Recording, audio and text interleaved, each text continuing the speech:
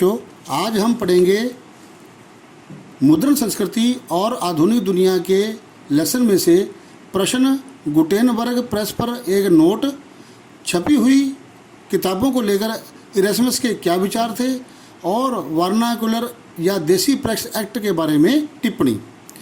तो वीडियो शुरू करने से पहले मैं आपको बताना चाहता हूं कि यदि आपने मेरा ये चैनल जिसका नाम economic analysis with Ashwini Kumar Gupta है को सब्सक्राइब नहीं किया तो उसे सब्सक्राइब करें, लाइक करें, शेयर करें और साथ दिए बेल आइकन बटन को दबाना ना भूलें। और साथ में कमेंट में आपको ये कैसा लगा है उसके बारे में टिप्पणी ज़रूर करें। तो शुरू करते हैं वीडियो 3 प्रश्नों के साथ। तो उसमें से पहला प्रश्न है, गुटेनबर्ग प्रेस पर एक नोट लिखो। गुटेनबर्ग जर्मनी का एक निवासी था। वह बचपन से ही तेल और जैतून पेरने की मशीन देखता आया था। यानी उनका जो पैदाइशी काम था वो क्या था, तेल का काम और जैतून पेरने का काम। बाद में उसने पत्थर पर पॉलिश करने की कला सीख ली।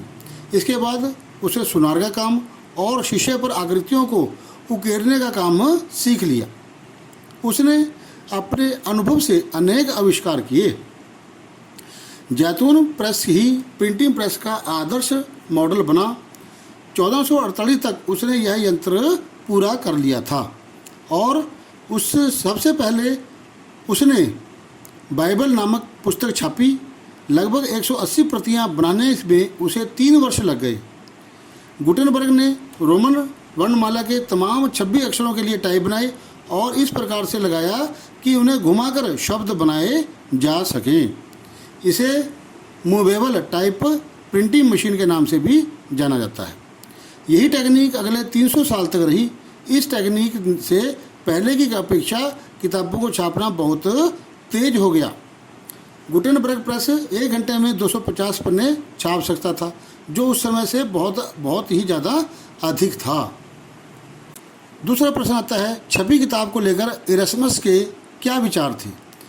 तो इसका उत्तर है, इरेस्मस लातिन के विद्वान और कैथोलिक धर्म सुधार आंदोलन के प्रमुख नेता थे।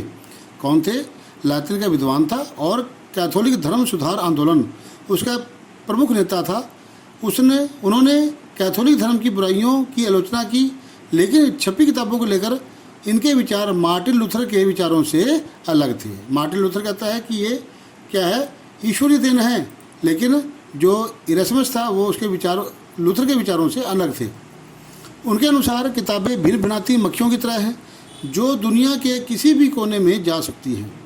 इनका ज़्यादा प्रयोग विद्वता के लिए खतरा है।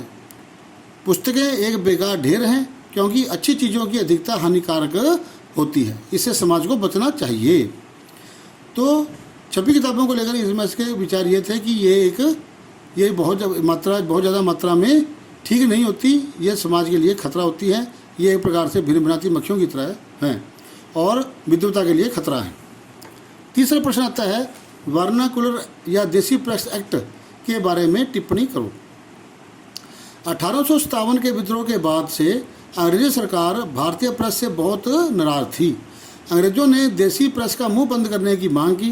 ज्यों-ज्यों भाषाई समाचार पत्र राष्ट्रवाद के समर्थन में आते गए, ज्यों-ज्यों भाषाई समाचार पत्र क्या थे, जो लोग देश के प्रति सोचते थे, देश के हित में सोचते थे, उनके समर्थन में आते गए, त्यों-त्यों अंग्रेजी सरकार ने कड़े प्रतिबंध लगाने शुरू कर दिए। उन पर कई नियंत्रण रखने शुरू कर दिए।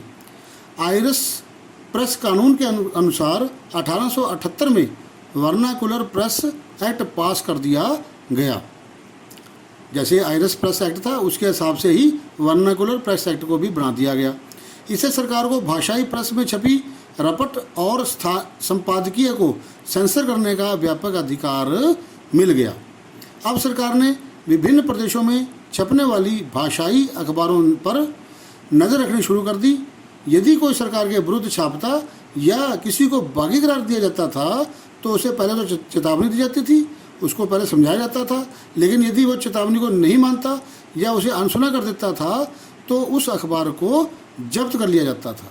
और जो छपाई मशीनें थी, जो छापा मशीनें थी, उनको वो सरकार छीन लेती थी। इस प्रकार से उस जो छपाई प्रिंटिंग मशीन थी वो बंद कर दी जाती थी। तो वर्नाकुलर देसी प्रेस एक्ट के तहत कई प्रकार के जो प्रेस पढ़ते हैं वो प्रतिबंध सरकार ने लगाने शुरू कर दिए। धन्यवाद।